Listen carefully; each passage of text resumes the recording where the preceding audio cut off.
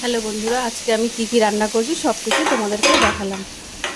পেঁয়াজ ভেজে লাল লাল করে আদা রসুন দিয়ে টমেটো দিয়ে জিরের গুঁড়ো লঙ্কার গুঁড়ো একটু জল দিয়ে মশলাটাকে ভালো করে আমি কষিয়ে নেব।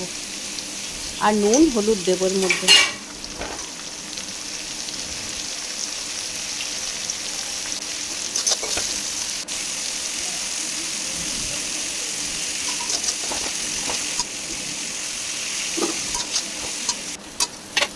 তারপর একটু কাঁচা লঙ্কা দিয়ে আর সিদ্ধ করে রাখা তরকা দিয়ে ভালো করে মশলার সাথে নুন হলুদ দিয়ে একটু কষিয়ে নেব।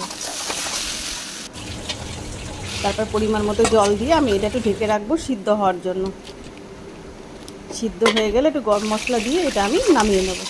তারপর আর একটা কড়াইতে আমি জিরে ফোড়ন দিয়ে সজনেটা আলুগুলোকে ভালো করে নুন হলুদ দিয়ে একটু ভেজে নেব মাছের ঝোল করার জন্য।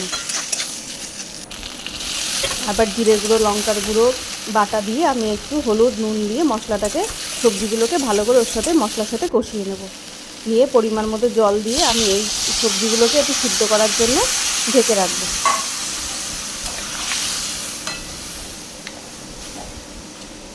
তারপর সবজিগুলো সিদ্ধ হয়ে গেলে আমি মাছগুলো দিয়ে একটু ফুটিয়ে মাছের ঝোলটা নামিয়ে নেব। তারপর আমি এখন করব আমড়ার চাটনি। আমড়াগুলোকে আমি আগের থেকে সিদ্ধ করে রেখেছিলাম, তাতে পাঁচফোড়ন দিয়ে আমড়াগুলো দিয়ে নারকেলের দুধ নুন হলুদ দিয়ে আমি আমড়াগুলোকে ভালো করে ফুটিয়ে নামিয়ে নেব।